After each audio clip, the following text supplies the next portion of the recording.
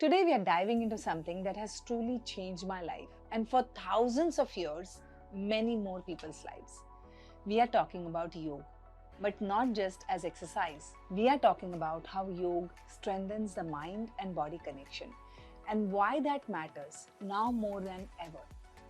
If you have ever felt anxious, disconnected, or like you're just going through the motions in life, this video might just be your invitation to come back home to yourself.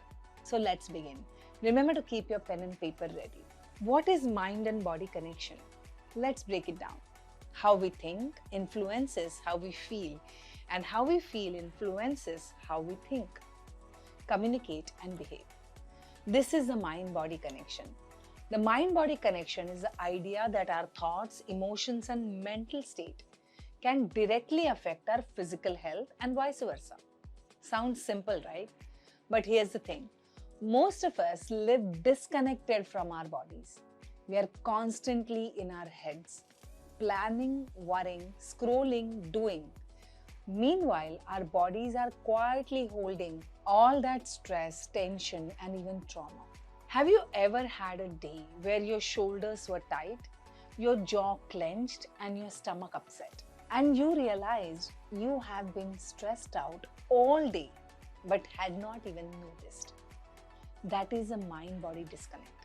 For me, it was last year when I suddenly got present to the stiffness in my body. I'm very conscious of my weekly exercise routine, but one day I was bending down to get some stuff out of the cupboard, and while straightening up, I felt my back was just stuck. I had to slowly ease myself into the standing position. This was alarm bells ringing. It told me that my back had stiffness. Our back holds the spine, which is the backbone of our body. The stiffness in the back gave me the indication that I was feeling stressed about holding things together in various areas of my life.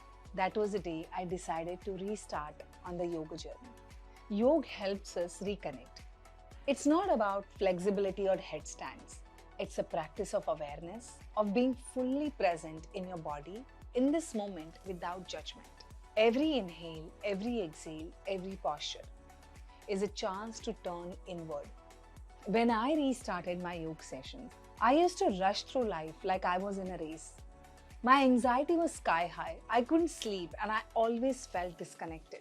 Yoga was the first time I was invited to slow down, to actually feel my body again.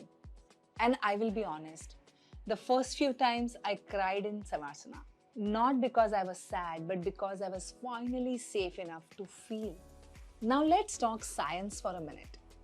When we do yoga, we are not just stretching muscles, we are activating the parasympathetic nervous system, the part of us that says, you're safe, you can rest, and you can heal.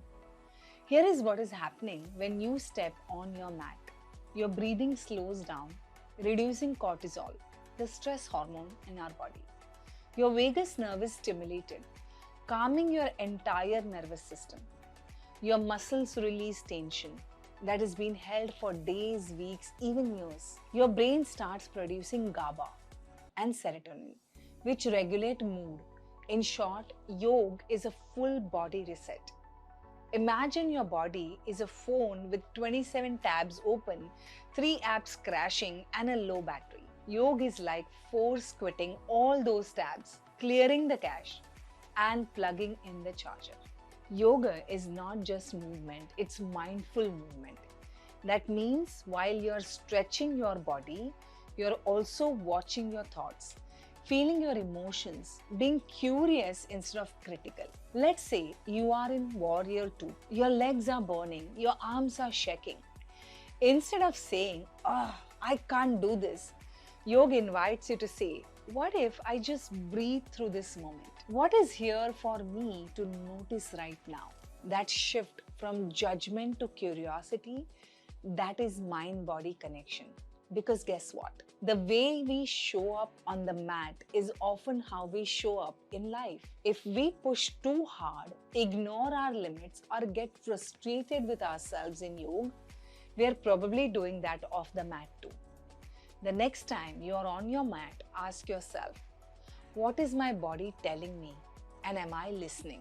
Here is something that surprises a lot of people when they start yoga.